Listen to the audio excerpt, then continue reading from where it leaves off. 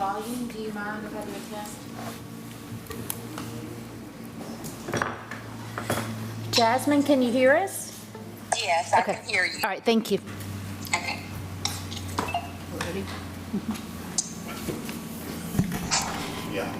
Good evening and welcome to our May 20th regular board meeting. We appreciate all of you being here, our community members, our guests, our parents, our students, our faculty and staff. Board members, appreciate we have a full board tonight, and joining us by phone, our attorney, Jasmine Drain. We appreciate her being with us.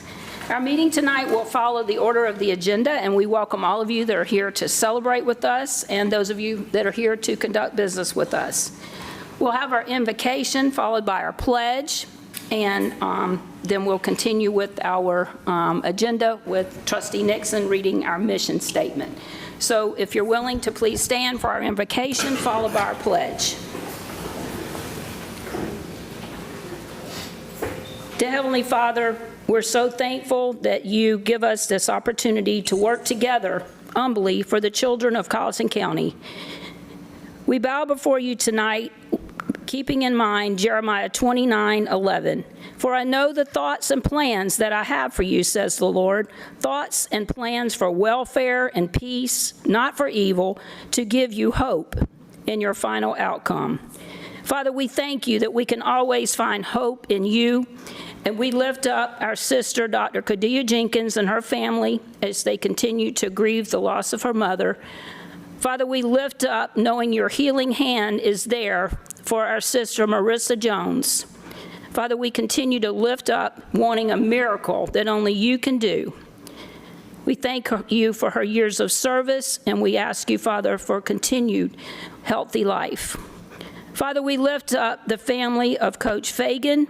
We thank you for the years of service and friendship and loyalty to our district, and we lift up his family and his school family for your comfort. All of these things, Father, we're mindful that we can pray as you taught us to pray. Our Father, who art in heaven, hallowed be thy name. Thy kingdom come, thy will be done, on earth as it is in heaven. Give us this day our daily bread, and forgive us of our trespasses, as we forgive those who trespass against us. And lead us not into temptation, but deliver us from evil. For thine is the kingdom, the power, and the glory forever. Amen. Please join me in the pledge. I pledge allegiance to the flag of the United States of America and to the republic for which it stands, one nation, under God, indivisible, with liberty and justice for all. You may be seated.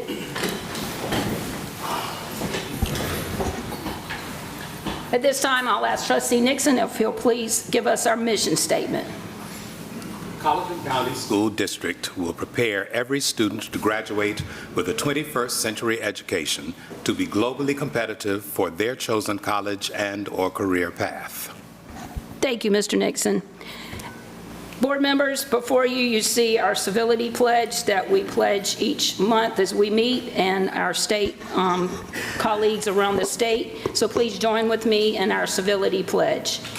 I pledge to join a stronger and more effective school board by advocating for civil engagement, respecting others and their viewpoints, and finding solutions for the betterment of my school district. Thank you.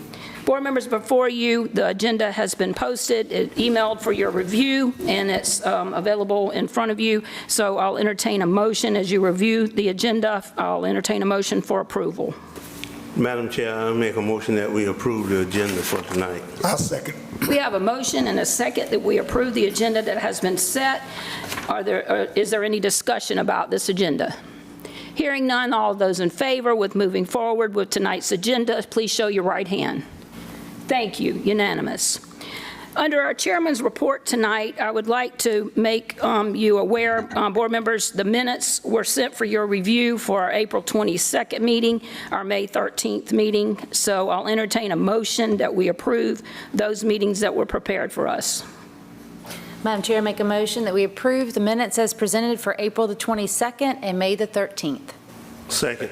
There's a motion and a second. Is there any discussion or correction to the minutes that were sent to us for review? Hearing none, all those in favor of approving those minutes for our notes for April the 22nd and May the 13th, please show your right hand. The ayes have it, unanimous. Thank you. Board members, please be reminded that if you're wanting to attend the school law conference that will be in Charleston as normal, August the 23rd through the 24th, get with Ms. Hyman so that some of us can be represented there and bring the information back. It's always a very good conference. Last year, I know our state superintendent was there, and some of you were there to bring back the message that she brought to kick off the year. So if you're interested in that, please let Ms. Hyman know. What is the deadline, Ms. Hyman, for letting you know? A June date. So get that to her. June's right around the corner. Also, board members, please notice our June board meetings, because of conferences that our administration attends, will be, of course, the second Tuesday, as always, June 10th, but then we will skip a week when they're at conference, and we'll meet on June 24th. So please mark your calendars that instead of consecutive Tuesdays in June, we have a Tuesday in between.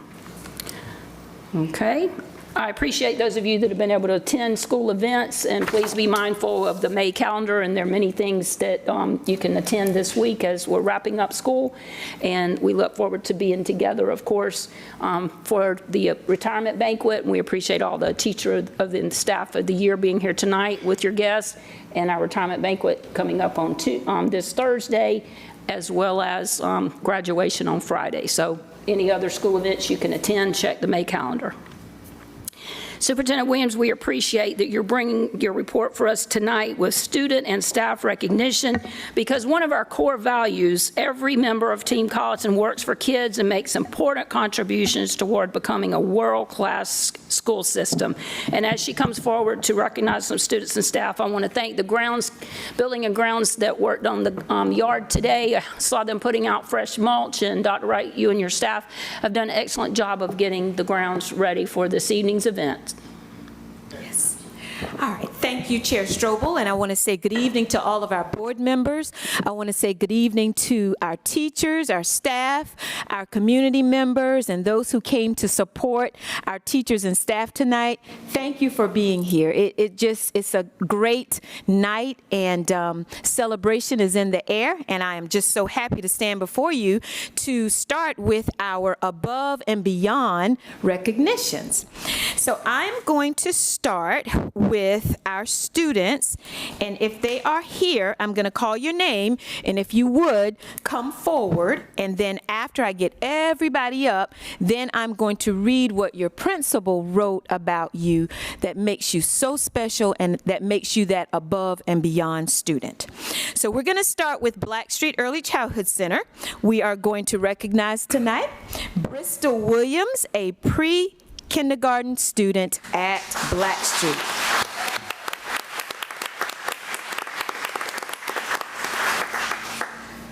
Bristol is here. We're going to read about you in just a few minutes, Bristol.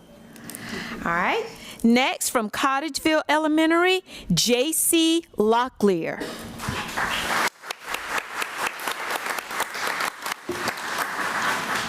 And also from Cottageville Elementary, Rylan Sutton.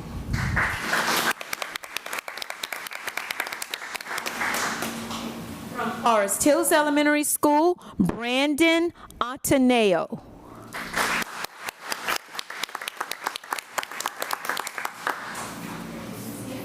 Yes, Brandon is here. He's coming up. All right, from Colleton County High School, Gracie Pearson.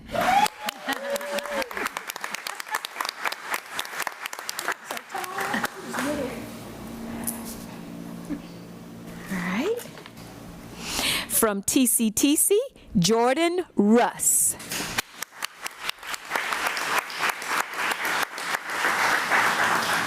Okay, Jordan's here. From Colleton Area Learning Center, Adult Learning Center, Hope Green.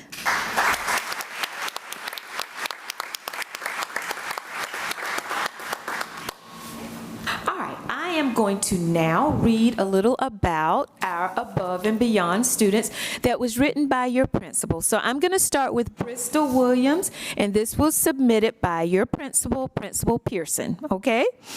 Bristol started attending speech therapy in August of this school year, extremely shy and timid.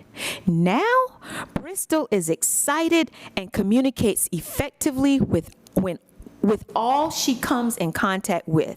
She is mastering goals and is on the road to graduating from speech therapy. She is a rock star, and this comes from Mrs. Bradley. So let's give Bristol a round of applause.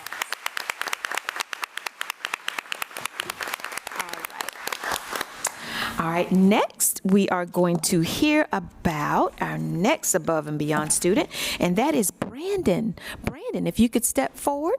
Brandon is a 4th grade student at Forest Hills Elementary School. Brandon is an exemplary student.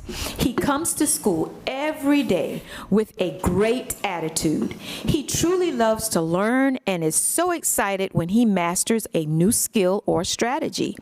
He is a great class citizen and is helpful to his teachers and peers, always offering assistance when one is struggling. He is extremely respectful and goes out of his way to be kind and courteous. He is a model student and goes above and beyond as a scholar at Forest Hills Elementary School. Let's give Brandon a round of applause.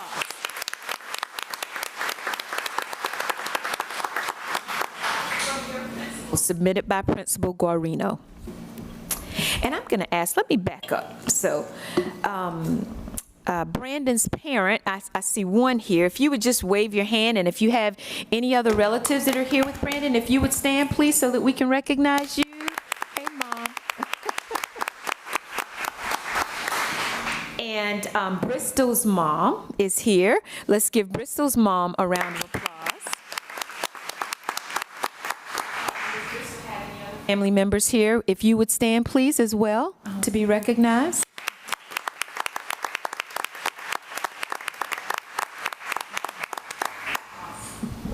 All right, now if we would have Miss Gracie Pearson, if you would step forward. Gracie, this was written by your principal, Principal Bodison. Gracie is a 9th grade student at Colleton County High School. She is not only an incredibly hardworking student, but is also a kind and generous. She has a kind and generous spirit.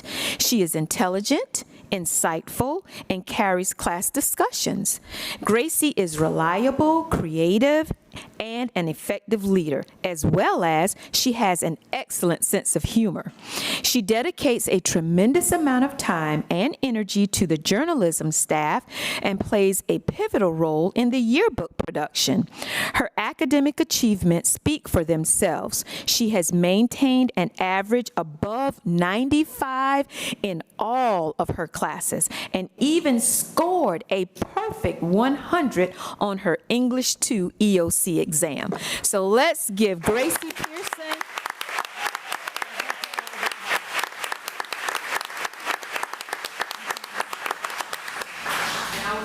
Gracie's parents are here. No one is here. If they would stand, her mom and dad are here. Awesome. All right, now, Jordan Russ, if you would step forward. All right, Jordan, this was written by Director Cupic from TCTC. Jordan is a 12th grade student, and he attends TCTC. Jordan is TCTC's triple completer this year. He's the only triple completer, so I think that deserves a round. He is a completer in agriculture, welding, and automotive. He is a very well-mannered student with a very positive attitude. Let's give Jordan Russ another round of applause. Now to ask if Jordan's parents are here, if you would please stand to be recognized. Thank you. All right, and last but not least, for our students' recognition, Ms. Hope Green, if you would step forward. And this was written by Director Horvath, okay? Hope Green is an adult learner, and she has worked diligently since the beginning of the school year. Hope has transitioned through multiple levels of classes and has passed 3 out of 4 official GED tests with only 1 remaining. Hope has earned her South Carolina Ready to Work certificate by passing the 3 WIN academic tests. She leads by example and exemplified the adult learner's never quit attitude. Let's give Hope Green another round of applause.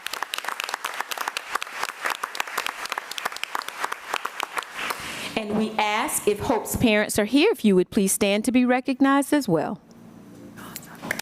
Yes, on the front row. So students, I just want to say to you again, congratulations for the excellent job that you do in academics and your attitude and just being overall above and beyond students. Congratulations. We're going to take a picture and then we're going to let you go up and shake our board members' hands, okay?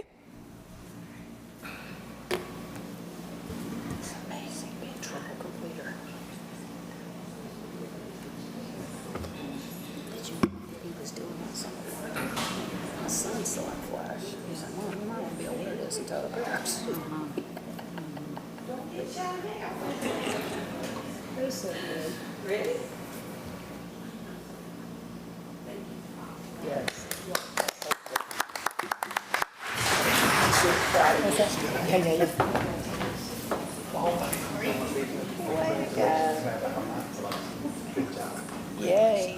Way to go, Chris. I'm going to shake your hand. Nice job, Danielle. I know you're proud. Hey, nice job, Brandon. Congratulations. Nice job, Brandon. Like that. Wonderful. Congratulations, Gracie. Appreciate it. Nice job. Congratulations on all those case completions. Congratulations. Congratulations. Nice to meet you. Thank you for representing your strong young lady.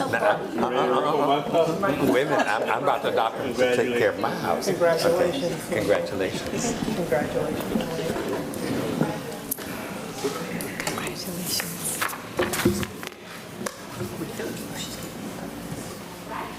Now we're going to move to, we have a staff recognition that we would like to recognize one of our staff members tonight. And we would like to call to your front Miss Taylor Fussell. Let's give Taylor a round of applause.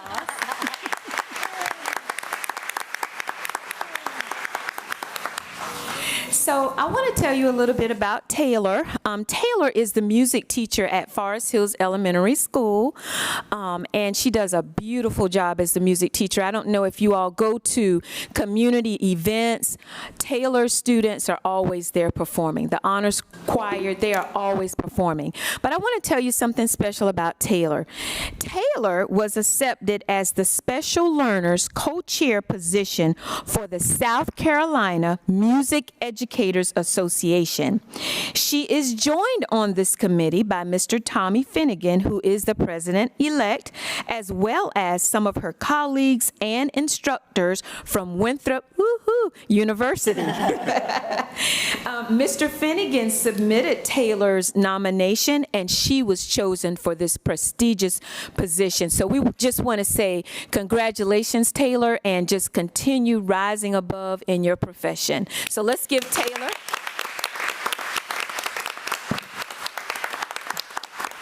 So I'm going to come take a picture, and then we're going to let you shake our board members' hands. Great.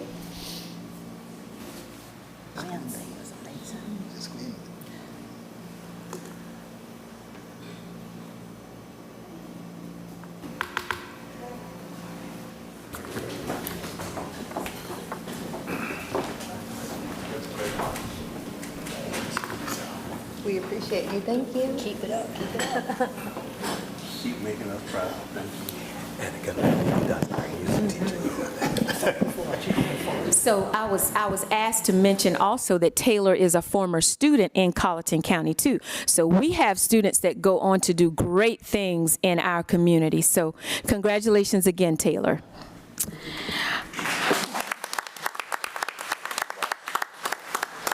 Okay. All right, next on our agenda, let me make sure I am. Next on our agenda, we are going to have the recognition of our Teachers of the Year and Support Employees of the Year. And I just want to say, before I turn it over to the Human Resources Department, that we appreciate our Teachers of the Year for the exemplary job that you do each and every day with our students. And also our staff members of the year, congratulations. I just want to say thank you. We can't thank you enough.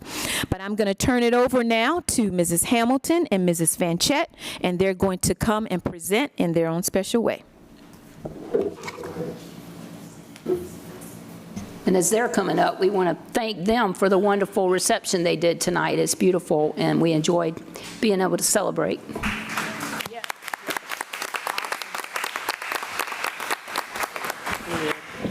Good evening, board members, and good evening to everyone who's here this evening. Hopefully you can hear me. I'm a little froggy, so I apologize. Before we begin, I do want to just announce, if you didn't get the opportunity to see the slideshow that was put out when our nominees were first presented, please make sure it's on our district Facebook as well as the HR Facebook page. It is Carlton County School District Superheroes, and there's pictures and a brief biography about our Teachers of the Year as well as our Support Employees of the Year. I had hoped to be able to play it tonight, but we're still down, so. All right, so we are going to announce, or not announce, but introduce our Teachers of the Year first. And teachers, as you come up, Mrs. Hamilton will present you with your bag that has your plaque in it, and then you'll make your way over to the arch where you can take a picture with Mrs. Williams, the superintendent, and Dr. Wright, assistant superintendent. And if your principal is here this evening, I know we had some other events in the community, but if your principal is here, principals, please join your teacher along with Dr. Wright and Mrs. Williams. Okay?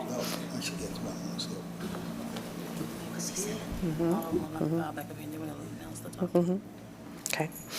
Once we have concluded the individual announcements, we will have all of our Teachers of the Year come back up front so that you can shake the board members' hands, as well as we will be announcing our top 3 finalists for Teacher of the Year.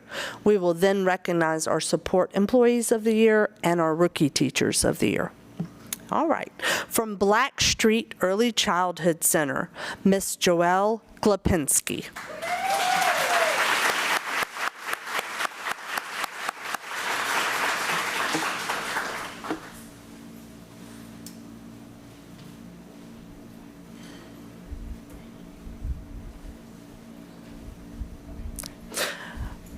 From Bells Elementary School, Miss Deidre Bamberg.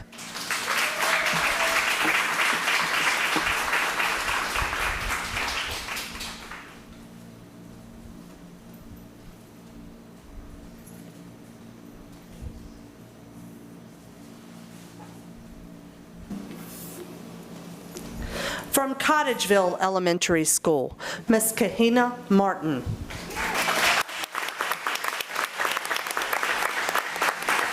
Miss Martin, Miss Allen, and Miss Baker said, way to go. They're at their 5th grade moving on ceremony tonight. From Forest Hills Elementary School, Mr. Dustin Fitch.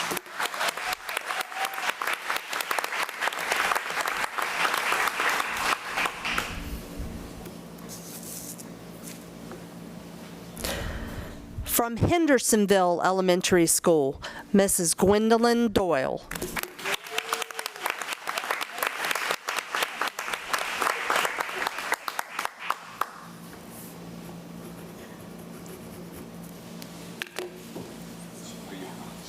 From Northside Elementary School, Miss Jessica Reeves.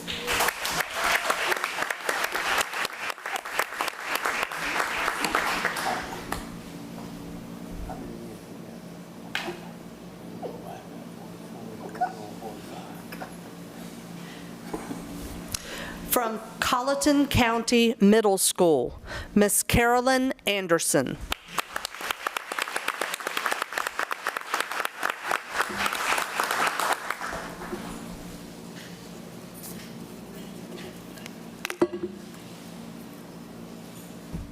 From Colleton County High School, Ms. Marion Camotho.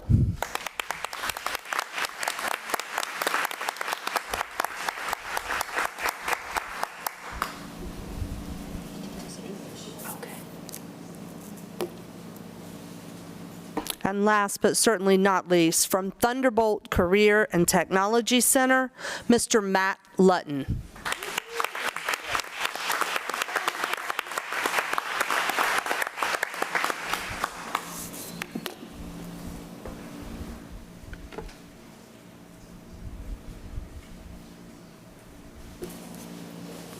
All right, we're going to let Mr. Lutton get his picture, and then I will announce our top 3 finalists. And then our Teachers of the Year can shake hands with our board, and we'll proceed to support staff.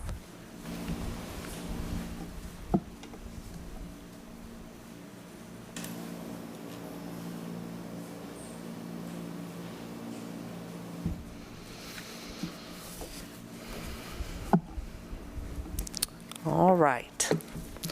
So, in no certain order, our top 3 finalists for the Colleton County School District Teacher of the Year. From Blackstreet Early Childhood Center, Miss Joelle Gorpinski. Yes, please step up when your name's called. From Colleton County Middle School, Miss Carolyn Anderson. And from Colleton County High School, Miss Marion Kamoto. These 3 lovely ladies will have the joy of filling out the application to be Colleton County School District's Teacher of the Year. So I'll be sending that information to you ladies, and we will make that announcement at our commencement at the beginning of next school year. So at this time, if y'all will please shake our board members' hands, and then we'll get a quick picture with our 3 finalists under the arch.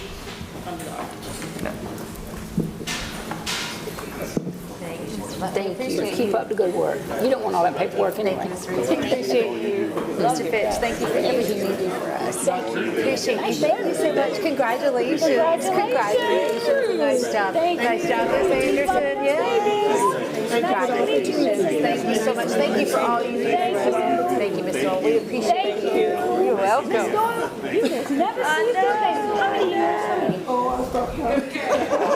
Thank you, thank you.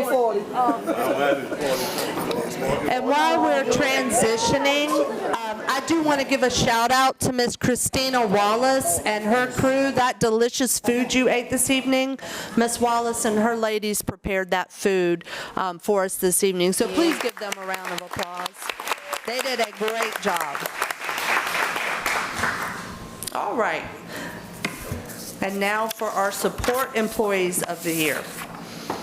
From Blackstreet Early Childhood Center, Miss Zandria Rhodes.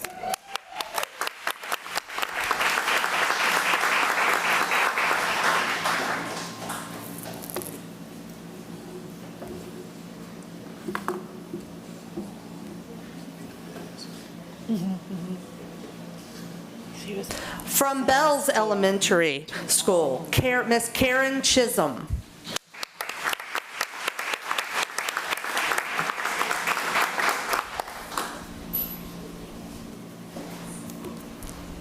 From Cottageville Elementary School, Miss Elizabeth Green.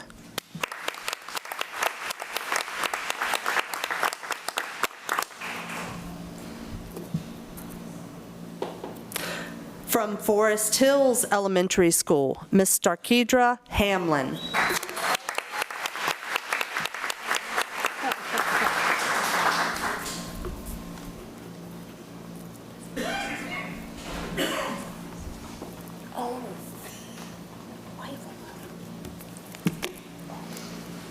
From Hendersonville Elementary School, Miss Crystal Grant.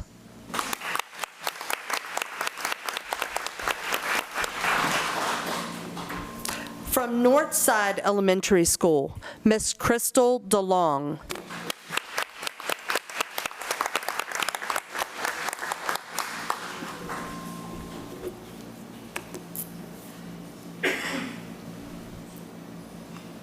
From Colleton County Middle School, Miss Laura Riesenover.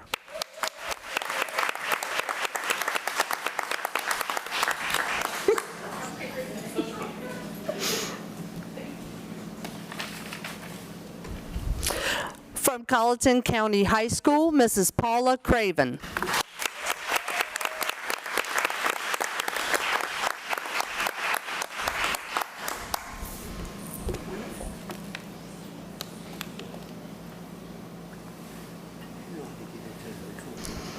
From Thunderbolt Career and Technology Center, Mr. Sean Johnson.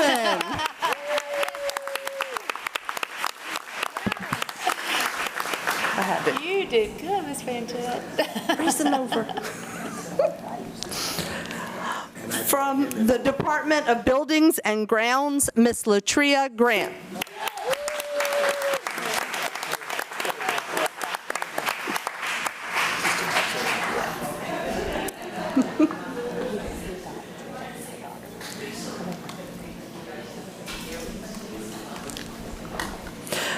From the Department of Instructional Technology, Mrs. Beth Frank.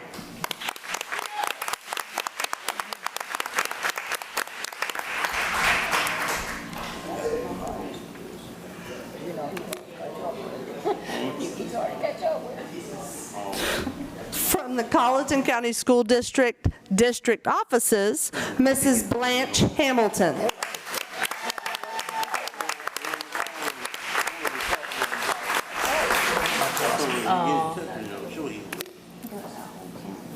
She takes good care of us.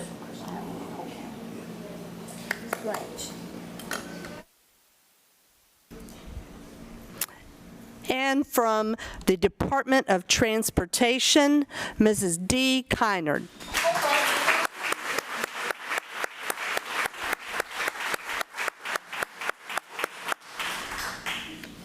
Our District Support Employee of the Year will be announced at our school's convocation at the end of the summer.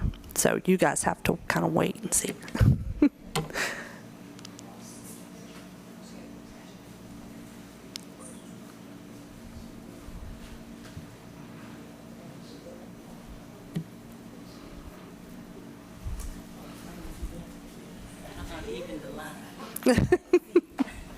All right, when Ms. Conner joins us, then y'all turn and shake hands with the board. Congratulations, everybody.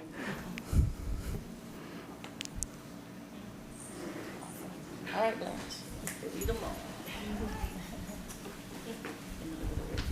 Rookie? Mm-hmm. You're welcome. Oh, yeah.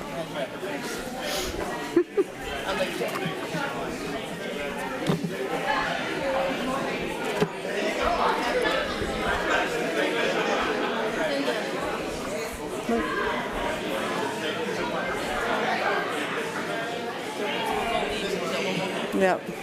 Principals, if you have a rookie teacher here, please don't leave.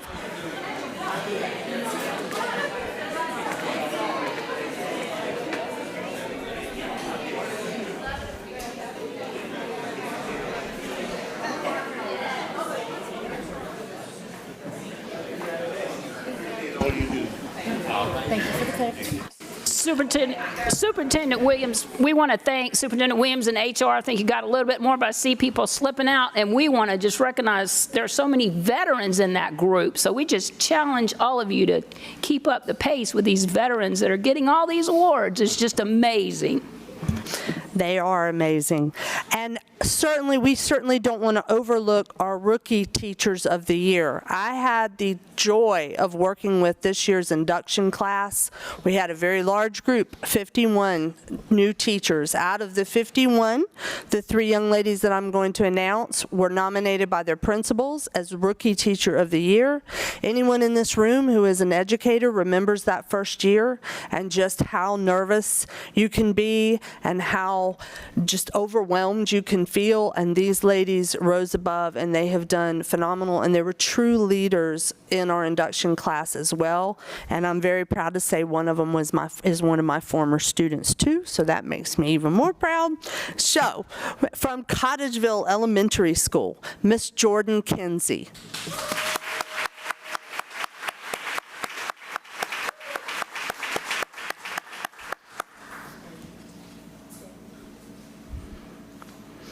From Forest Hills Elementary School, Ms. Angelie Beecher White.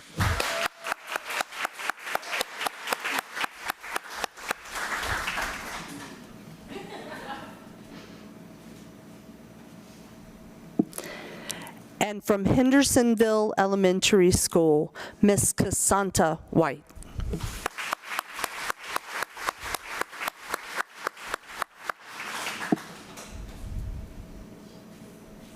Congratulations. Our Rookie Teacher of the Year for the district will also be announced at convocation.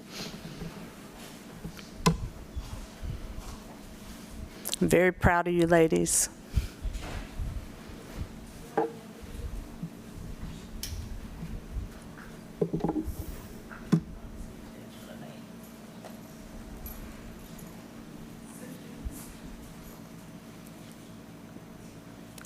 You guys.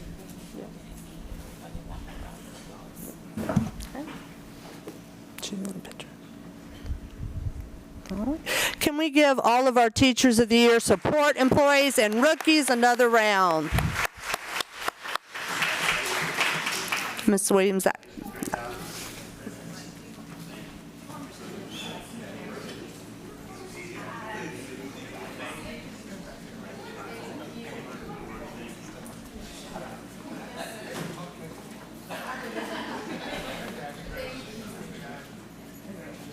Ms. Williams, thanks again, that wonderful backdrop, and we're excited that 2 of those rookies were homegrown, and one of them is joining us from Jamaica. Yes. Continuing with our agenda, Ms. Williams, what other information would you like to bring us tonight from your report? Yes, before I begin, I just want to thank the HR department. I don't want to call names because I might miss someone, but if you had anything to do with setting up for tonight and getting tonight just beautiful, please just wave your hand so we can give you a round of applause. Very good. That was very good. Very good. Thank you. Thank you. Yes. Beautiful, beautiful night. But thank you, Chair Strobel. And at this time, my report tonight consists of our partnership with First Lego League and 2 of our principals that will be providing an update on their turnaround plans. So we have with us a very special guest tonight. Her name is Miss Faith Bergerno. I think I did that right. And she will come and give you some additional information concerning her support and their support of our robotics program. She works very, very closely with Mr. Edward Williams, who is our robotics coach at Colleton County Middle School, to provide a robust robotics program district-wide. So Ms. Faith's going to come up and she's going to give you some great news about some support that we will have next school year. Thank you, Ms. Williams. As she's coming forward, board members, let's take note of the agenda. Is there any public input tonight, Ms. Hyman? Thank you. Hearing none, we'll move on. Any old business, board members? Thank you. Hearing none. Any new business, board members? We don't have any policy items, but I thank the policy committee for meeting and working towards getting us some of those items ready for June. And now we're ready for the part that Ms. Williams just announced. Our superintendent report reminds us that effective leadership supports learning and optimal performance for all students. We appreciate you being here, Mr. Ed, and we appreciate the report you're about to bring us for the First Lego League. Thank you. So, good evening, board members and community members. Thank you for the opportunity to speak tonight. I'm here to share the ongoing success and the future potential of the partnership that FIRST has with Colleton County School District. Colleton County School District is the first and only FIRST partner school district in the state of South Carolina. At this time, for over a decade, I have been working with my partner in crime here, Mr. Ed Williams, and we've proudly hosted the First Lego League event at the Colleton Middle School. Since that time, the district has been able to develop and sustain 12 active FLL teams, 2 First Lego League Explorer teams, and 2 First Tech Challenge teams.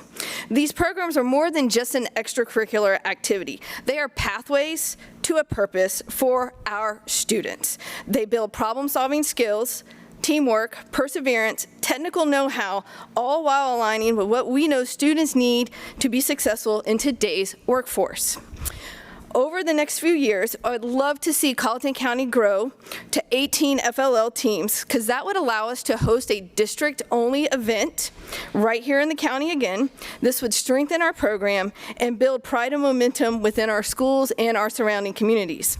We're also actively pursuing the creation of a first robotics competition team. If you don't know what that is where you build a 121 to 145 pound robot, compete 3v3, so think high school level, varsity level sports robotics using relevant workforce development skills.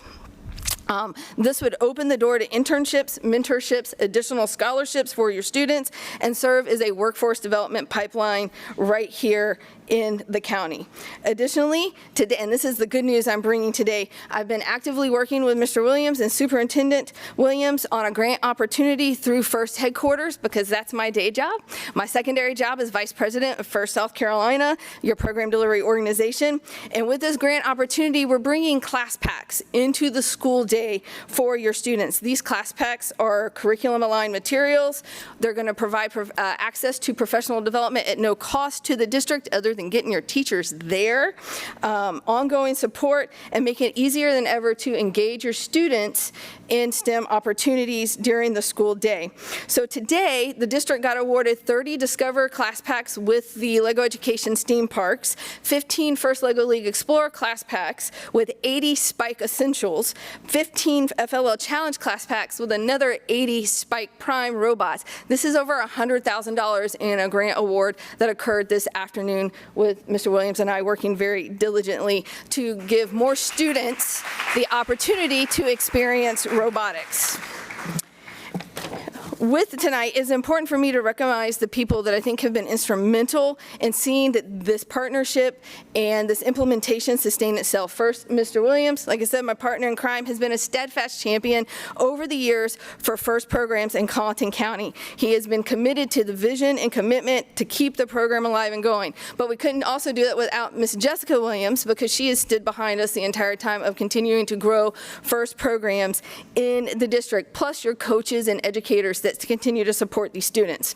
As a proud Walterboro High School graduate of class of 1999, I know how important it is for the students in this county that come from rural and underserved communities to be exposed to what is possible beyond the classroom. FIRST does that for your students through mentorships and exposures to professionals from organizations like Boeing and Bosch, the Department of Defense. I work closely with our NIWIC coordinator down in Charleston, and then volunteers, even from when I reach out to Delta Sigma Theta, those ladies always show up to come show these kids what they can do. Because the truth is when students see someone like them, they know that they can do that.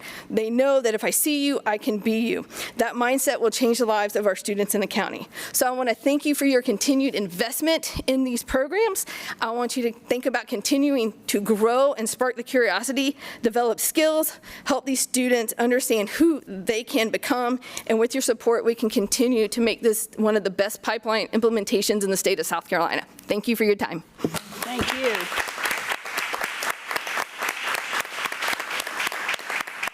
Thank you for championing that in our county, and you're for sure right that Mr. Ed, it doesn't matter what age, he's going to put Legos in their hand. I can testify to that. And my grandchildren are sold on them. Excuse me, Yes. Madam Chair, one Any other question. comments? Mr. Ed, Mr. Williams, what class period did those two young ladies that want to beat me in chess come to your class?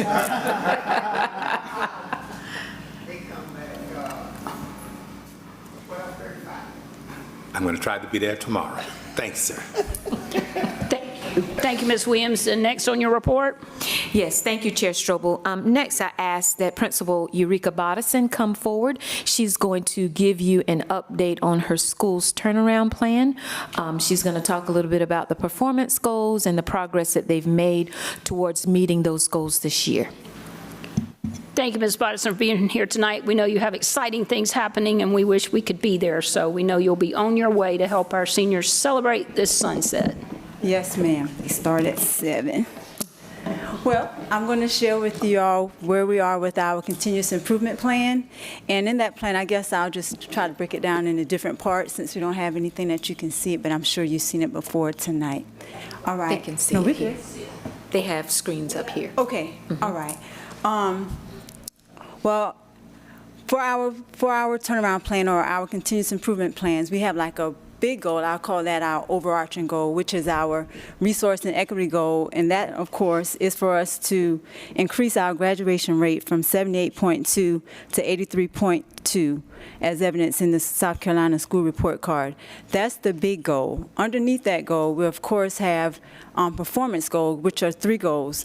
But before I get into all the pieces that we're doing under this particular goal, I'm going to try to break it down in a different way. You just follow along, please. All right, in doing that, we have a subgroup that we're giving a lot of attention to, and that would be our multilingual learners, and that's considered our MLL group. That's the population that we're trying to give a lot of attention to in order to help us to meet this particular goal. We also have 3 performance goals under that overarching big goal. One of them is to increase the number of students passing the English 2 EOC from 45.8% to 50.8%, and the other is to increase the number of students passing algebra EOC from 18.4 to 25.4. I put those 2 together because what we're doing is basically similar for those 2 particular EOCs. With that, we have this year we're using the Mastery Connect, which you might see as TE21 because that's the name that it was called. In doing so, twice per semester, the students are taking a benchmark so that we're able to see data from that, trying to tell us exactly how the students will be able to perform when it's time for them to take the actual EOC. When we looked at our data for the spring compared to the fall, we did see some growth. So we're hoping as the students, as we get these grades in, which they're rolling in now because the students participated in EOC last week, we'll be able to tell whether or not they actually perform at the level we wanted to in order to get to that particular goal. Because prior to this point, we only had what we saw from the semester, which was fall. I think when we presented earlier, we were able to see what they had, but unfortunately, we did not have anything to compare from the previous fall, but what we had was what we had at the end of the year. So now that we've had both semesters done, we'll be able to see exactly how the students perform overall. Hopefully, they'll take us where we need to be to reach that goal. The other performance goal that we have in our plan is for our students to, Carleton County High School will increase students' perception of the learning environment from 70.4 to 80.4 as evidenced by the South Carolina School Report Card. What we've been doing for that particular goal, for the 4 quarters, well, for the first 3, we've been giving out quarterly newsletters. In those newsletters, we have like a school climate survey where the parents, the students, as well as the teachers participate for us. And what we do is we go back and we review that in our leadership team meetings, and we look at how they responded and maybe the areas that we need to improve. So from each quarter, we go back and review what we've done. So by the time we got to the 3rd one, which was the actual time when the state presented theirs, we were able to have them all to perform, but of course we had to have competitions in order to get the number that we need, as well as for the students to participate in the actual survey. Of course, we don't know what that will look like either, but we're hoping because we were able to get some feedback prior to the actual survey that they had to do for the state, we were able to meet some of the needs that they wanted in order to be satisfied. Another thing that we've been trying to do to help with that particular school climate goal was be sure to implement some PBIS events, because even though they're older, the students still look forward to being able to do something to show some type of incentive for them being able to reach the certain behaviors that we expect in the building. So we're hoping a combination of all of those things will help to give us what we need. Now, the one thing that I started, but I didn't talk about that I said I will come back to is a particular subgroup that we have in our plan, which is our MLL students. And for that particular subgroup, what we did this year, was implement a class where those particular students will go to a class with a teacher so that they'll be able to get some additional support before they take their tests. Well, of course, they've taken theirs as well, and scores are rolling in for them too.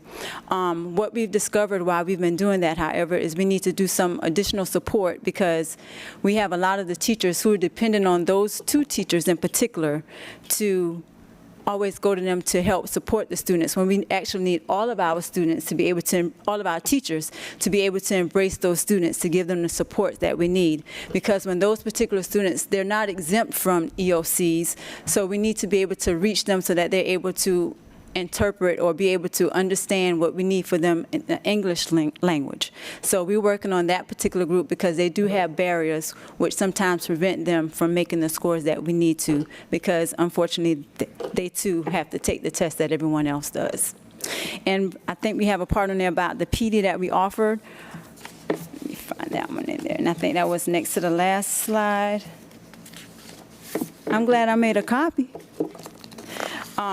So the PD that we've been providing to add support for what we're offering in our turnaround plan or our continuous improvement plan, we have a PD for the ELA standards because they have new standards this year.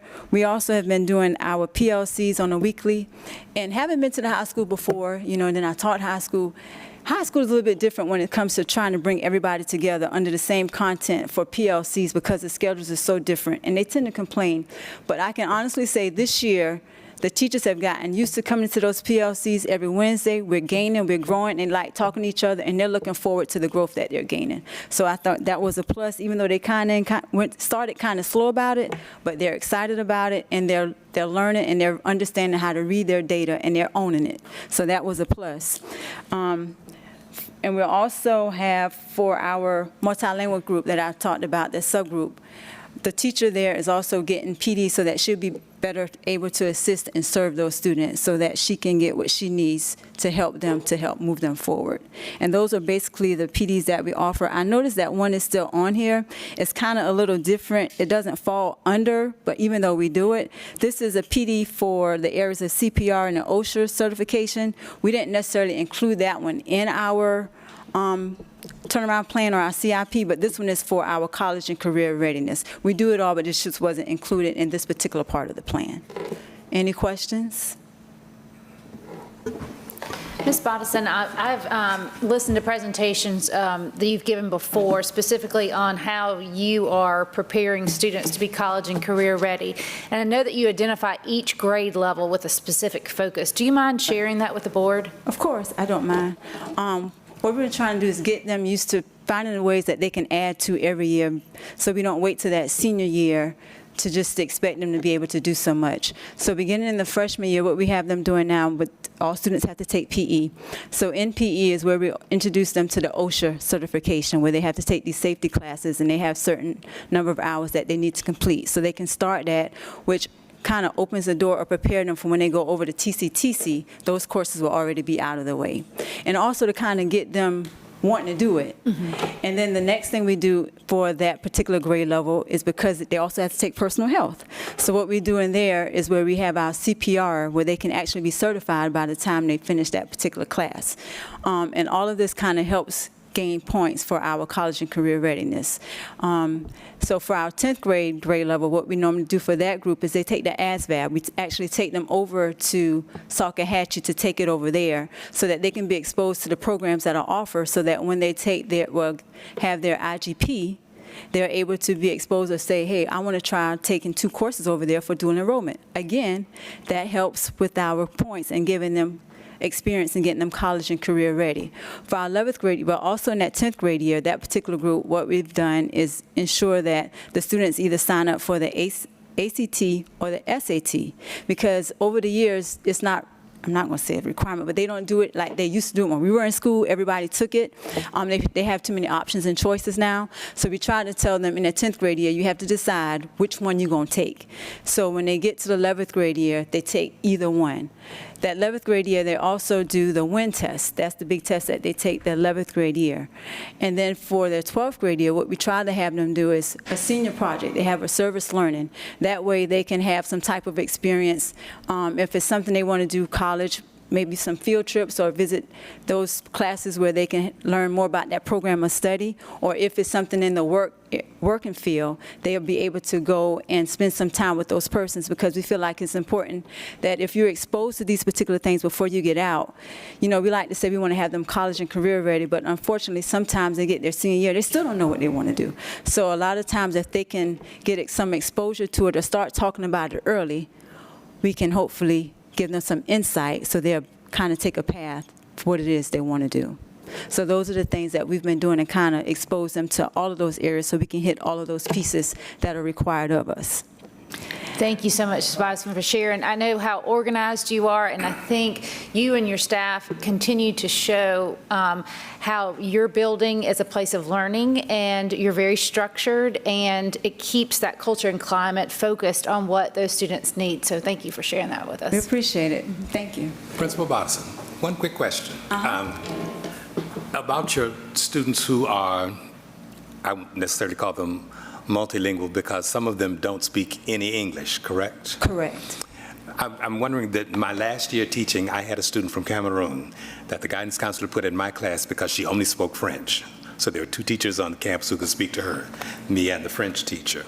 But I assigned like 4 kids in the class to help her with that Translate app on their phone. So when she had questions, she could ask them in French, and then they could use their phones to translate back to her with the answers.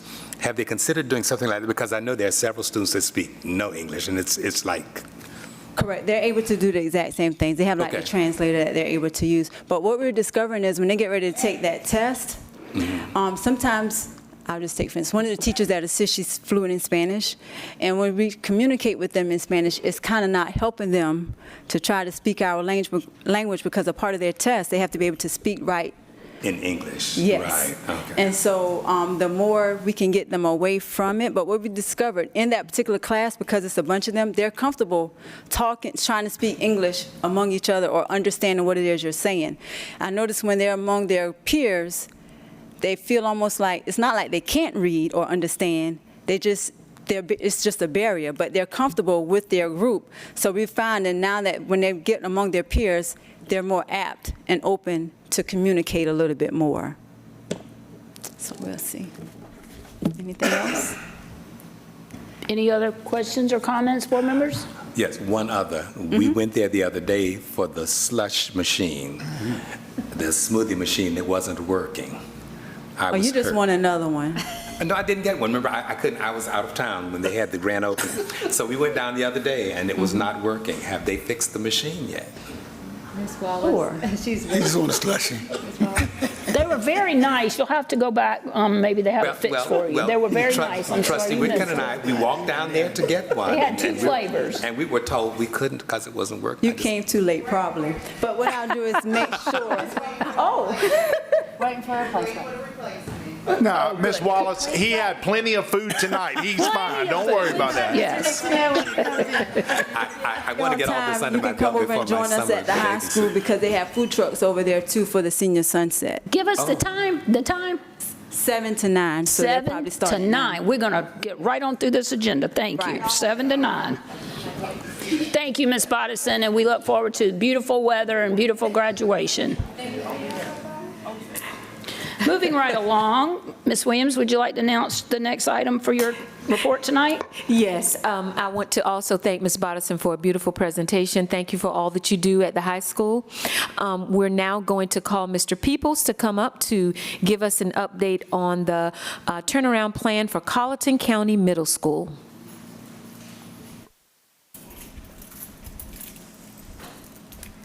Right. Good evening. Good evening. All right, I welcome an opportunity to brag on the middle school. So moving into this school year, we really, as a leadership team, had to really analyze every aspect of our school report card and really get an understanding of our current reality. And so our goals that we set for our continuous improvement plan is centered around that, with, instruction being the heart behind this plan. So first I want to talk to you about our resource and equity goal. Very similar to the high school, we wanted to focus on our multilingual learners. So our goal is, by the end of this school year, that CCMS will increase the number of students meeting proficiency towards the English language target from 14.3% to 51.4%, as evidenced by South Carolina State School Report Card. So when we were looking at this, there's lots of room for improvement. So we had to analyze what are we currently doing that we want to keep, but what do we want to start implementing differently so that we can see some greater improvement. So some of the things that we've done is implement daily pull-out of instruction for our multilingual learners, daily classes for these students, where they can receive instruction daily on the different aspects of that access testing. Admin team, leadership team got involved doing a lot of data conversations with our students at the beginning of the year, a midpoint check-in, and then right before they took the access test, just to discuss the importance of the test, but also to talk about their goals and what do they need to do to achieve those goals. And then our multilingual teacher analyzes student performance on practice assessments in speaking, listening, and in writing. Our performance goals are set around ELA and math achievement. So our first goal is by the end of 2024-2025 school year, CCMS will increase student academic achievement in reading from 30.3% to 37.3% as evidenced by SC Ready assessment. And so we implemented a lot of things in place to ensure that we hit our goal this year. And one of those things was developing an ELA lab for students who scored in the approaching category. So the approaching category are our students that just need a little extra push to get them on grade level. Students were identified in those classes based on their SC Ready performance or their I. These classes, again, provide a double dose of instruction toward and helps our students on specific skills. We've implemented data chats with our students at the very beginning of the school year, midpoint, and right before spring assessments. And actually, we've done them way more than 3 times. We immerse our students in their data because they need to know where they are. And we just immerse them with strategies and things that they could be doing on a daily basis in the classroom to ensure that they hit their goal. And it's not just the teacher's job to have these data chats. It's everybody's job. Parents, admin, peers have conversations with each other to motivate and to get them moving forward. One of the things we did this year was implement a school-wide mandatory reading log for all students, which was a requirement that all students read for 20 minutes every night. One of the big things that we've done this year is we were very strategic about analyzing the common assessments across the grade levels to ensure that the rigor was there, and make sure that not all the assessments were just straight recall, but that we were truly assessing them based on what they're going to have to do on SC Ready. So we put a big emphasis on DOK level, making sure rigor was in those assessments. And then another thing we've done was implement school-wide writing across the curriculum. So even if they were in science class, they were writing. They might have been learning about science content, but the science teacher was using the ELA rubric for scoring to ensure that they were still practicing those TDW responses like they're going to have to do on the assessment. The leadership team, we conduct weekly classroom observations. I create a weekly observation schedule. The admin team goes out, we observe, we bring that data back, and we talk about it. You know, what are some areas of positives that we're seeing in the classroom, what are some areas of growth, and we develop our professional development sessions around that data that we collect. But we also provide teachers frequent feedback on their instruction so that they can continuously get better. And then we utilize Standards Mastery, which was a teaching tool that helped prepare our students for standardized testing. Our teachers implemented it in the classroom of instruction, and they were teaching our students how to think through those higher order questions. Our next performance goal was centered around our math, and so it is by the end of this school year, CCMS will increase student achievement in math from 11.6% to 21.6% as evidenced by SC Ready assessment. And I'm very proud of the students this year in terms of their math performance and their growth. We were seeing a lot of great growth in math according to our iReady assessment. We don't have our SC Ready data back just yet, but the data in iReady is showing that our kids are moving, and I think it has a lot to do with some of the things that we've implemented. For example, we implemented a math lab, which is for students who scored in the approaching category, and we utilized Math Nation, on-ramp to Math Nation, which is the curriculum that we've chosen that gets kids who are close to meeting expectations, gives them those extra skills and that extra push that they need to get on grade level. Again, we implemented data chats throughout the entire school year, and it was all hands on deck in terms of implementing those data chats. Again, utilizing common assessments, we worked heavily with our math content specialists on developing those common assessments, developing the pacing guides, and making sure that the rigor is there. And one of the things that we did differently this year was we were fortunate enough to hire a math interventionist. It was one of the best things we could have done. And we take that common assessment data, and any student who does not meet expectations on the common assessment gets pulled immediately, gets retaught, and retested with the math interventionist. And one of the benefits of this was that not only were students improving on their common assessments, but it was helping to reduce our failure rate in math, and we've had one of the lowest failure rates in math this school year in a long time. So it's definitely been a benefit to getting our math interventionists on board. But we also, again, utilize standards mastery questions as a teaching tool, because one of the big things that we focused on at the middle school was rigor. Is the rigor there? Because if majority of SC Ready is DOK 2 or higher, then our instruction needs to match it. So that's been a big focus and a big push, and one of the big reasons I think we are seeing some of the growth according to iReady. So some of the professional development that we've had to do to support CCMS in this effort, it's based on classroom observation data. What are we seeing teachers struggling with, and what can we do to help support them as they provide high quality instruction for our kids? And so this year, a lot of the PD that we've offered, once again, was centered around DOK level questioning, student engagement, classroom management, and then formative assessment strategies, making sure that teachers are not only checking for understanding, but that they respond to that data, making sure that there's always a response, whether it's pulling a small group, recommending them to the interventionist, whatever, you're doing some sort of response to what kind of data you collect in the classroom. Again, we did a lot of work with our district math content specialist.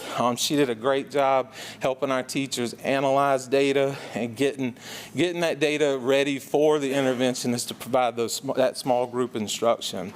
But then we did additional PLC sessions on collaborative planning and data analysis to really dig into our data to identify those skills that students need to be retaught and retested.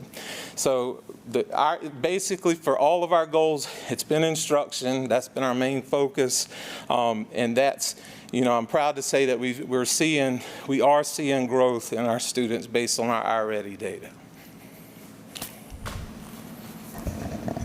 Mr. Peoples, thanks for those encouraging comments you've made about the math, and we know that circling back to catch the things they need review on is going to benefit the students greatly. I wonder, how do you manage those data chats? I know how important they are, but how do you manage that with the teacher, with 25 kids? How do you make that work? So one of the things we did was during that homeroom time, teachers would pull kids one at a time and go ahead and conduct the chats. And a lot of times it would be a teacher sitting at their door. There's the student where they can monitor the classroom but still have that meaningful conversation. And I was fortunate enough to be able to observe a lot of that in action. So it worked. Homeroom time was the best time to catch them first thing in the morning. Let's talk about your data, and it kind of starts their day. Thank you. Yes, Board members, other questions, comments? Principal Peoples, Go ahead. ladies first. Mr. Nixon, thank you. I'm sorry, I just wanted to share, or ask the question and give you the opportunity. I know that yesterday your school was recognized in a very positive way by Math Nation. The Math Nation tools that you're using, I think it sounds like are really working for your students. I wanted to give you the opportunity to share that information. Sure. So we definitely wanted to make sure our students were more than enough prepared for SC Ready math. And so we challenged our students with Math Nation, which is the Test Yourself Challenge. And students, it provides students practice problems that were rigorous and on grade level. And our students, surprisingly, and I'm very proud of them, because last year we did the same thing and we entered 500 entries, and this year we entered over 4,000 entries, and we were our Region 5 champions. We beat out every school in Berkeley, Hampton, Jasper, Charleston, Dorchester, and then we placed second in the state. So our students are Mr. Peoples, they really are. The director of Math Nation, she came directly to our school to present our school with a trophy and a surprise for all of our students. So it's just a testament to what our kids can do, what our staff's been doing, our students have been working. And I just know we're going to see great results when our data comes back.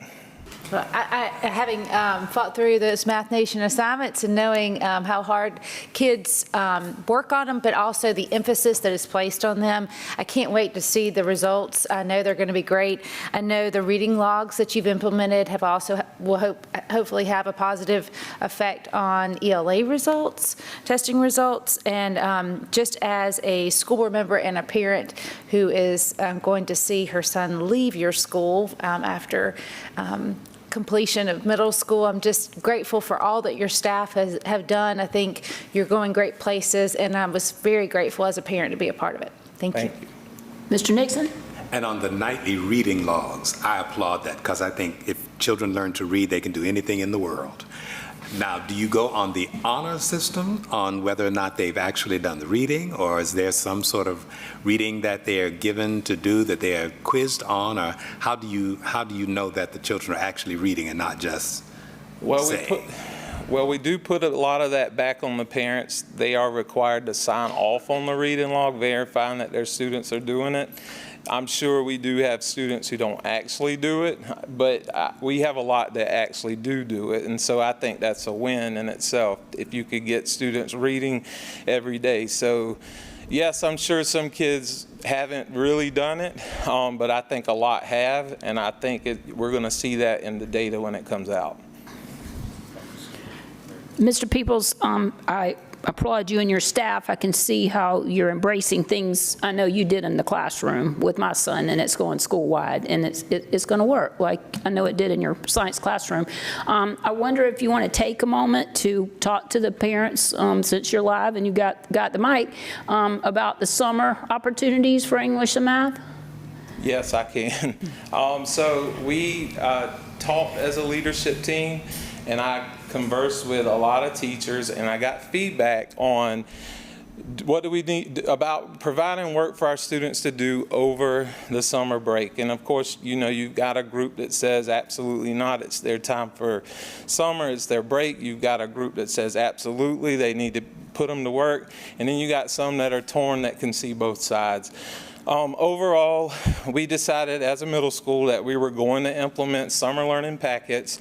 Our kids need to be working. They need to be immersed in academics over the summer break. We need to try to fight the learning loss that occurs usually when students are away from instruction for so long. All we're asking, if 2 to 3 nights a week, 20 to 30 minutes, allow students just to sit and do a little bit of academics over the summer to try to combat that learning loss. We always seem to, when we test them in the fall, we're always starting at the bottom, and so we were trying to prevent that.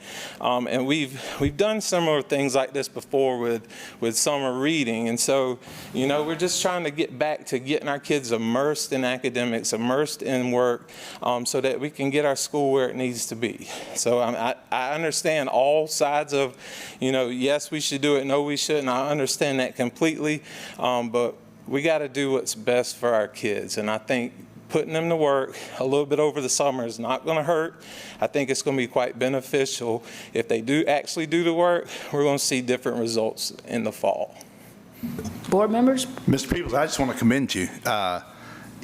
Students will rise to the level of expectation that's put upon them. So I just want to commend you. And I also want to say we've seen several of these improvement plans over the last couple of weeks and, over the course of the year. Most of the goals that we see for improvement are 5 percentage points or 10 percentage points. I just want to commend you. You've got 20 points, 30 points, 35 points in here. So I really just want to commend you and your staff for pushing that envelope and for expecting the very best. I really appreciate it. Thank you. Yes, sir. Thank y'all. Other board members? And you can remind the parents some of the best reading done during the summer is at the beach. And Mr. Peoples, what way are you communicating that wonderful news to the parents and students? About the packets? Yes. The packets have been sent home today. They were delivered to the elementary schools for our rising 6th graders today. The rising 7th graders got theirs today. The rising 8th graders get theirs tomorrow. We pushed it out on Facebook with an explanation of what we're doing and why we're doing it. And there was a letter attached as well to the top of the packet, a letter to the parents explaining our purpose and just, trying to encourage them to, be supportive in our efforts to move our middle school forward.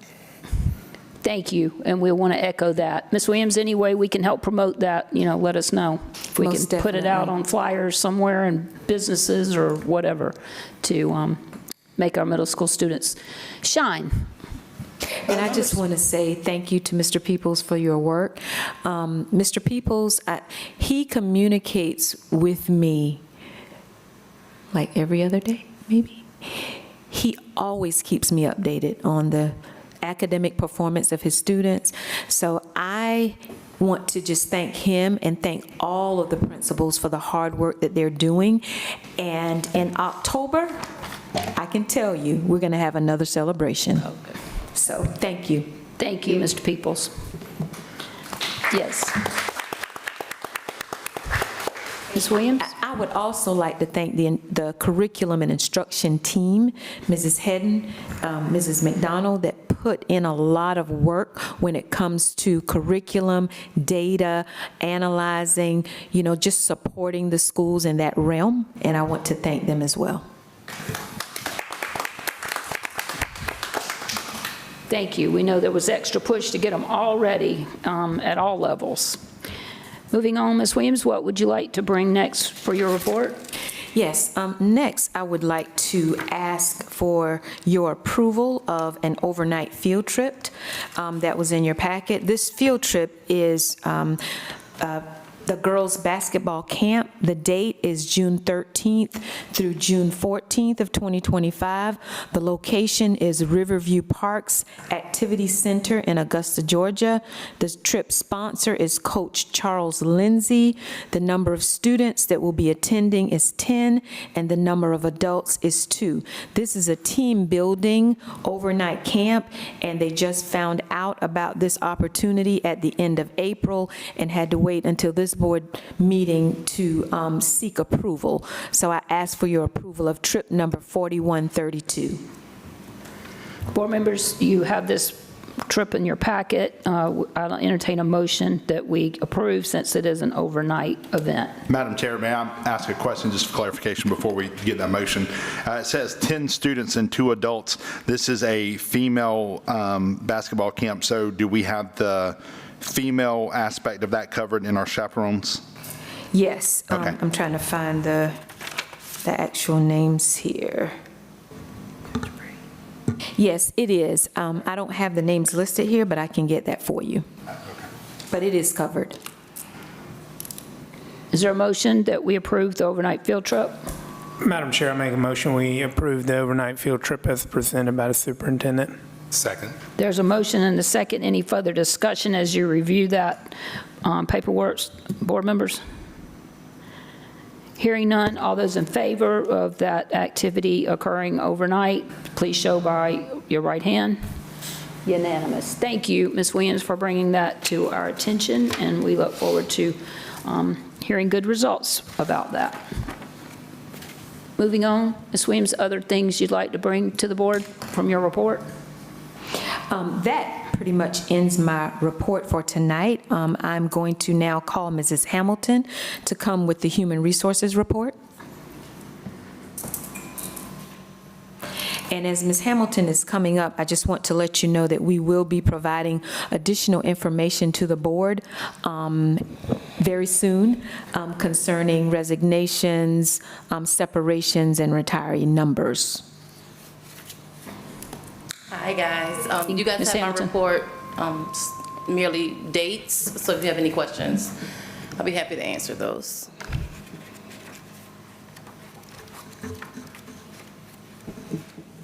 Ms. Hamilton, when are contracts due for our classified staff? So classified agreements are due May 30th. Thank you.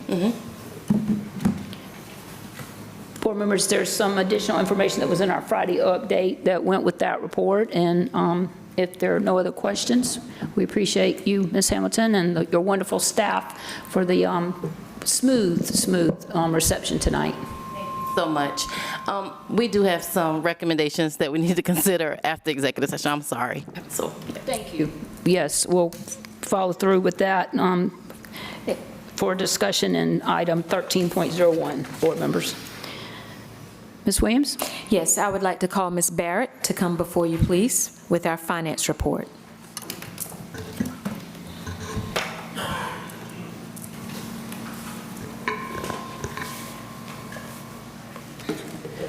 Good evening, board members. Good evening. Staff and community members. I have submitted my report, and I have no additional update at this time.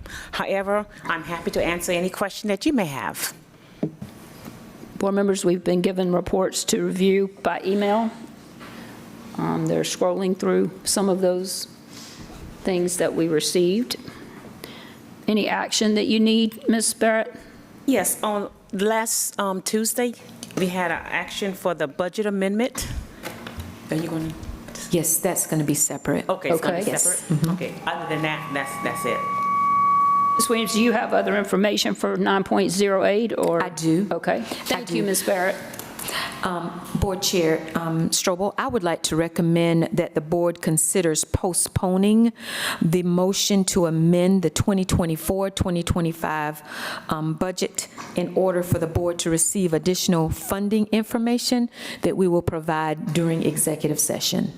Ms. Williams, I wanted to ask if we might use a different word there, if we could table that motion, then we could discuss and come back at this same meeting, because that Most was definitely. a time-sensitive item, and just you know, for formality with Robert Rule of Order, and Jasmine, correct me if I'm wrong, but with that being a time-sensitive issue, last week at our committee of the whole, and I didn't get a chance to speak to you about that before we came up, but if we could table that motion, table that action, and come back after executive session Most at the same definitely. meeting. Yes, so I would like to recommend that the board considers tabling the motion to amend the 2024-2025 budget in order for the board to receive additional information during executive session. Or if I might interject, at this time, no motion has actually been made, so you wouldn't be technically tabling the motion. Rather, it would just be tabling the discussion of that particular item. Okay, so she's made a recommendation, and I'll entertain a motion. Is that correct, Jasmine? Yes, to table discussion of that particular item, because no motion has been made at this point, so you're Thank technically you. wouldn't be tabling Yes. a motion. Thank you, Jasmine. Hearing Ms. Williams' recommendation, I'll entertain a motion that we table the action needed for 9.08. Madam Chair, I make a motion that we table the discussion for the motion for the budget until we can get through executive session. Thank you. So we're at 9.08. There's a motion and there's a second.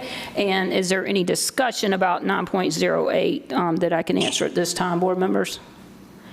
Hearing none, all those in favor of the motion and the second that we table item 9.08 and deal with that after executive session, show by your right hand.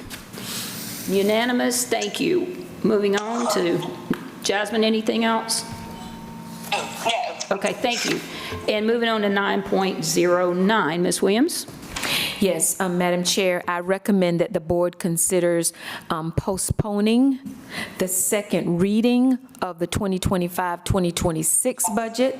We are still receiving information from the state concerning revenue that we could possibly receive, and we want to ensure that our second draft is the best estimate possible before presenting it to the board. I am also recommending a special board meeting on Tuesday, May 27th at 5 o'clock to present the second reading of the 2025-2026 budget. Hearing the recommendation, I'll entertain a motion for the said recommendation. Madam Chair, given the information that Ms. Williams just shared, that the state is still creating the revenue sources and distributing those funds, I would like to request that the board consider that special call board meeting as specified next Tuesday at 5 p.m. I'd like to move that the second reading of the 2025-2006 budget be postponed to fully recognize the state revenue resources and consider the allocations that will be given to our district for the upcoming year. Madam Chair, I second. Okay, we have a motion that we postpone item 9.09, which is the approval of our second reading of the school year budget for 2025-26. There's a motion and a second. Any discussion, board members? I just think that it's important, even though this is a fluid situation, and we know that from one reading to the next, given that the state has not fully given us the allocations, that this gives us the most accurate numbers to reflect to the community as that third, and after the second reading, that they will be posted to the community for all to see in its entirety. Other discussion? I know all the board does the work that's going into getting us to the second reading, and we appreciate this opportunity to get everything as accurate as we can with the funds that are coming into us from the state. Thank you, Ms. Williams, for that recommendation. Any other comments? Hearing none, we'll act as a board on the motion on the table to postpone until Tuesday, May 27th, when we have a special meeting at 5. We'll postpone action tonight if the motion carries. All those in favor, show by your right hand. Unanimous. Let the minutes reflect that we will entertain this motion at our next meeting, which will be a special meeting held on next Tuesday, May the 27th. Moving on to item number 10. As we know, academic and student success is what our core purpose is about, teaching and learning. So we look forward to item 10.01. Superintendent Williams? Yes, I would like to call Mrs. Hedden up to give us the academics and student affairs report tonight.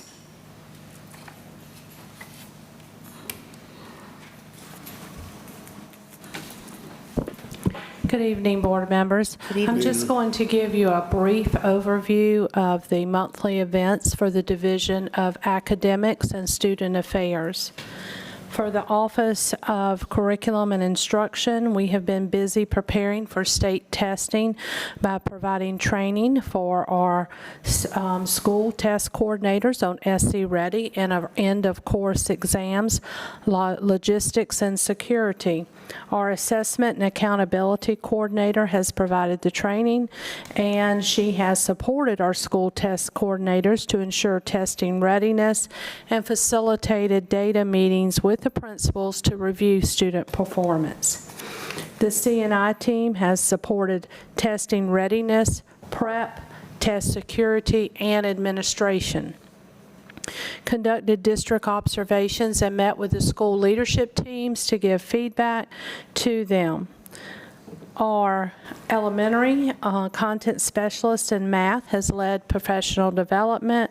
She has created a math gap document, and she, as well as the secondary math content specialists, continue to meet with our teachers, our instructional coaches, facilitate math PLCs, and support math intervention. Also, our secondary math content specialist developed a SC Ready review calendar, trained our teachers on the boot camp and the Math Nation Test Yourself Challenge.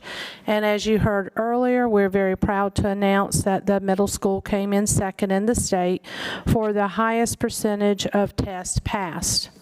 And our ongoing initiatives, our C&I team continues to plan for our summer professional development for our teachers, as well as planning for our summer learning program. For our state technical assistance coach, she continues to meet weekly with the interim assistant superintendent. They collaborate with the principals and federal program director to revise and finalize our school improvement plans. She continues to work with principals on current SC Ready data and to help them predict their school report card data.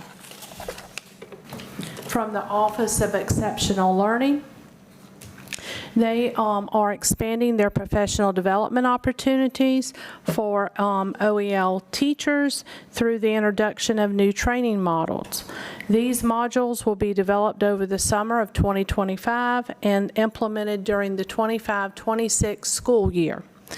Also, part of their new training, the content will cover critical topics such as advanced ED planning, collaborating with OEL teams, supporting students with complex learning needs, and many other pertinent topics. The OEL team will conduct training with our school-based administrators over the summer. For the Office of Federal Programs, recently they hosted the yearly volunteer luncheon that honors our school and district volunteers.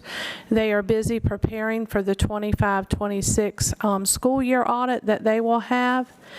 The office was awarded the Engaging Creative Minds grant to incorporate Arts Grow into our summer learning program.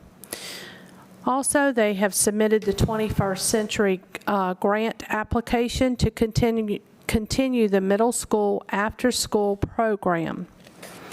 The Stronger Connections grant that is been sponsored by our Office of Federal Programs will offer summer sessions for teachers and students on anti-bullying initiatives to create a safer environment in our school. And a date you may want to remember is our Back to School Bash, which will be held on August the 2nd of 2025. For CALC, which is our Colleton Adult Learning Center, they will conclude their spring semester on May the 29th, and they will have their commencement at the Performing Arts Center on that same date. Adult learners have until May 17th to complete all GED tests or South Carolina High School diploma classes in preparation for the current graduation exercises.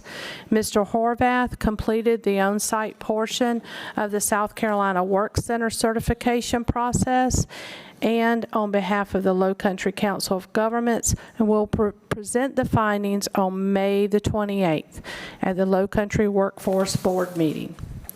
And that concludes the report, except for the Office of Student Services gave an update on the attendance as of April the 29th. There were 4,462 students enrolled. I'll be glad to answer any questions I can if you have any. Ms. Hedden, how was attendance during testing? It's been really well. I mean, Ms. McDonald can give you a better update than that. Than I can, but we were surprised that we did not have the number of makeup tests that we normally have. So yes, we do have some makeup tests that we have been, conducting, but the number of makeup tests this year has been drastically lower than in the past years. So we want to thank our school staff and our parents who really put together a concerted effort to make sure our kids were there and that they were testing. Thank you. We heard that from Bells last week, so I'm glad to hear you say that district-wide. Other comments, questions, board members? Thank you, Ms. Hedden. Welcome. I know that's a lot of really good information. Ms. Williams, we look forward to moving into item number 11, operational management. We know we have to have safe and secure and positive learning environments that are conducive to teaching and learning for our students and staff to feel safe and do their best. Yes, thank you, Chair Strobel again. I ask that Dr. Wright come forward to give you the operational update.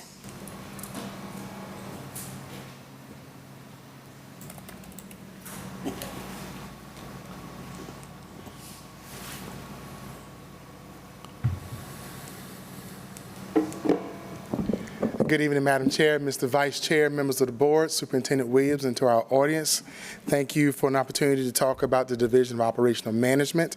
Board members and Superintendent Williams, you have the most recent updated copy of the presentation from the division. I will be happy to entertain any questions that you may have regarding that presentation or anything else that I can entertain at this time, Madam Chair, Mr. Vice Chair, members of the board. Thank you. Ms. Williams, I'd ask, and if you're not prepared, you can give it to me at a later date, but as we're looking at the high school roof project near and dear to many of us, been waiting to see that that gets completed. The warranty, if you can provide that, and the timeline. But you can give that to me at a later time if you don't have it tonight. Well, we do have the information. Dr. Wright, you can speak on the warranty information that you forwarded to me. It'll be my pleasure, Madam Superintendent. Madam Chair, the actual current warranty that was scoped out for this current project gives the high school a 5-year manufacturing warranty and a 20-year parts and replacement warranty.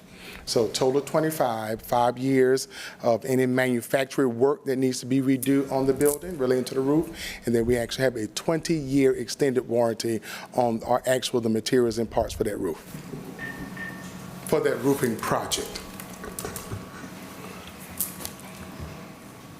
And the timeline, are you able to speak to the timeline? Madam Chair, not at this time. Thank you. Madam Chair, the air conditioners in the superintendent office, the compressors I heard is going, are they under warranty? Though that air conditioning system, that system is no longer under warranty. Any repairs that we have to do or incur would be that of the school district at this time. We actually have 2 compressors ready for order. We are just obtaining, because of procurement purposes, we have to obtain 2 additional quotes before we can move forth with any purchasing of that material because of the extensiveness of the price. Would it be better to start over and use a whole new system? I'm asking a question. I don't know that. Mr. Vice Chair, I think cautiously we should be diligent in trying to use the repair process, because this is a total different issue than what we dealt with previously. And in this situation, we have 2 compressors that have left the earth and have gone on to mechanical places. And so we are going to have to just wait that process out. I will tell you, Mr. Vice Chair, that waiting that process out will not be 3, 4, 5, 6, 7, 8, 9, 10 months, but we do have to get those quotes in due to procurement process. Once those quotes have been secured, the Office of Buildings and Grounds will be able to move quickly with getting a purchase order in place. The company that we currently have contracted to fix that unit is already on standby and ready to go. Thank you. Yes, sir. Thank you, Mr. Murdoch, for reminding us of that. And is there a way to get her the portable units like you did before, rather than just fans? Yes, ma'am. We've attempted that, but one of the issues, Madam Chair, that we ran into with those portables, the pricing of those portables were beyond the scope of procurement. and there were some factors that we have to consider moving forth before we purchase those, because at the end results, that bill exacerbated the amount for procurement, which could have placed the school district in a procurement issue. And so we're very mindful of being cautious of knowing the need, but being very cautious of remedying that need without breaching procurement guidelines by our state and by our district. Thank you. Are you able to speak to the monitors in this room, or is that another department? Just so our audience knows we, want these to be repaired for their viewing pleasure. Madam Chair, I can't speak on the behalf of the Office of Public Information. We're just still waiting on the back order of information. She is ready to give you more specific information, Madam Chair, regarding where those parts are and how they're going to come in. Madam Superintendent? The parts have been ordered. They are on back order. We're just waiting for the parts to come. They were here, I think, about two weeks ago to check the system, but the parts are still on order. So we're just waiting. Is there any additional information, Ms. Fox, that you may have? Yes, ma'am. They will be here in the morning between 10:30 and 11 to put the unit back in place. Thank you for that up-to-date information. Board members, anything else for Dr. Wright or Superintendent Williams for operations?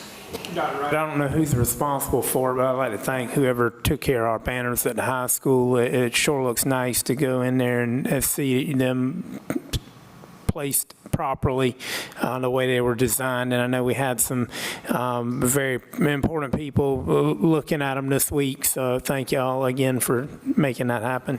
Good. Yes, and echo that. Thanks for the work you're doing to make the high school look ready for our 3,000 plus visitors. We appreciate that. It's our pleasure from the Office of Buildings and Grounds. It is our pride to take privilege of honoring Superintendent Williams and you by standing by doing what we say we're going to do and giving you the response that makes you and the community be prideful of our buildings and grounds in Carleton County School District. Thank you. Board members? Madam Chair, if I may ask, I know that we will soon, Dr. Wright, begin to review in more detail our capital project budget for next year. And so in doing so, I'd like to just recommend, I know that we have introduced some projects already, and you said we can have summer approval and get those projects started. But I'd like to recommend, Madam Chair, that we consider a budget work session specifically on capital projects to better understand what projects need to be done and what those priorities are going to be. I do think that it is going to be a conversation greater than that of the Committee of the Whole. And so, again, hearing from the district what needs to be done, what needs priority, and having board buy-in on that is going to ensure a smooth approval for that final June meeting prior to the new fiscal year. Thank you, Ms. Wick. Thank you, Ms. Wick, and I know Superintendent Williams will take that into consideration. Any other board members' comments for operations?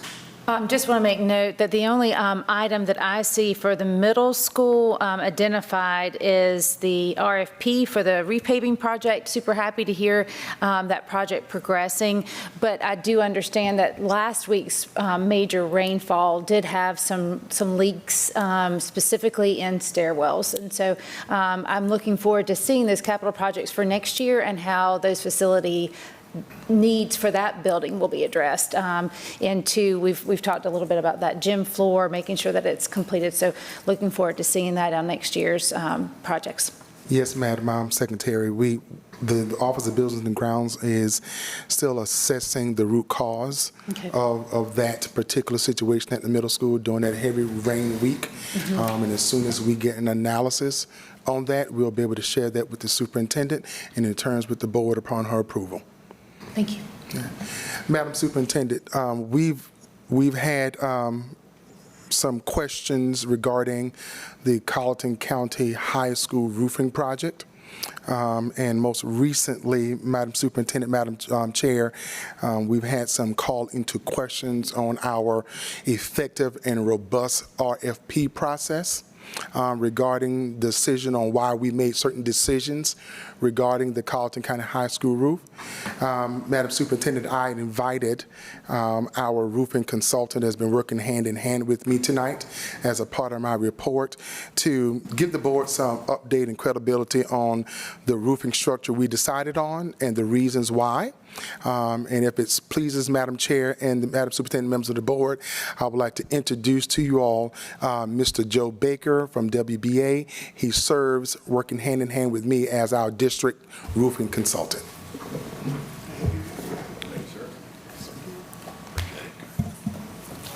Yeah, thank you. I'll try not to lose you. This is stuff I'm passionate about. And I think historically y'all have gone one way with a roofing system type. So what we like to do is look at each individual facility, at that facility, what are you using it for? What kind of traffic? Look at it as an individual project and see what best suits your needs. So with the high school roof, we actually bid both. We made the contractors give us numbers for a single ply roof, kind of like what we did on the district office, and kind of putting a new coating system over what is existing because it's only about 12 or 13 years old. So similar to like this roof system here, the single ply, so the thermoplastic came in, under what the recoating of that roof came in at. So, that was our recommended path forward from the start. And, with the numbers coming in lower, and this is the third time we've bid the project, that was our recommendation to the district to move forward in that direction. We did have an alternate for replacement of the gutters and downspouts. And it was brought up, hey, they're 13 years old-ish. Why don't we just reseal the laps and leave what's in place? So our base bid numbers actually included replacing all of those. So they would match all the new copings and other sheet metals on site. The alternate number one was to leave what's in place and reseal those laps. So the contractors, those prices range from $56,506 to $225,000-ish. So contractors, whenever they look at the jobs, some of them are going to go ahead and take into account that their crews are going to destroy those existing metals when they're working right over the top of them. So I think that's why we see that, $175,000 price difference there. But the base bid numbers and with the alternates, I think, with that single contractor would have been the awarded, the apparent low bidder either way. Just wrote down some notes. Do you guys have any questions in regards to, the roof system types and why we are recommending going that route? I appreciate you being here tonight, and I'm glad that you mentioned the alternate, and I just, like you, am passionate about reading the bids and understanding the roof, particularly this building and that building. Lived there a lot of my life. I wonder if you can help me understand the option of not leaving the metal that still has warranty. So, I've bid projects in the past. Primarily what we do, we work for a lot of the school districts across the state and state agencies. And I've bid projects in the past, and contractors have told me, there's really no difference in leaving it and, repairing what's there, specific to price. So we included it as an alternate just to see, what that actual number looks like for y'all's consideration on whether, hey, do we want to, ride with the, because let me see, there's about 2,550 linear feet of gutters and around 2,000 linear feet of downspouts that are included in that replacement. So that the actual numbers you're looking at, it's a credit to not replace that much. So when you look at, it is a sizable number depending on which bid you go with, but for 4,500 feet of metal, it's less sizable when you think about the overall scope of the project. So I like to look at it, you're not going to have to touch it for 20 more years. The warranty that was mentioned, to me, it was a little misleading when someone sent that email in. The warranty you have on the metal is a finish warranty. So it's really how the paint is sticking to the metal, not the weather tightness of that gutter or of that metal. So it's really just the paint adhering to the base metal. This roofing system that you're putting in place, it carries a 20-year warranty? Yes, sir. Okay. Yeah, 20-year NDL warranty.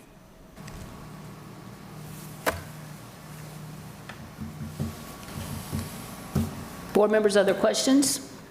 Got an expert. Superintendent Williams?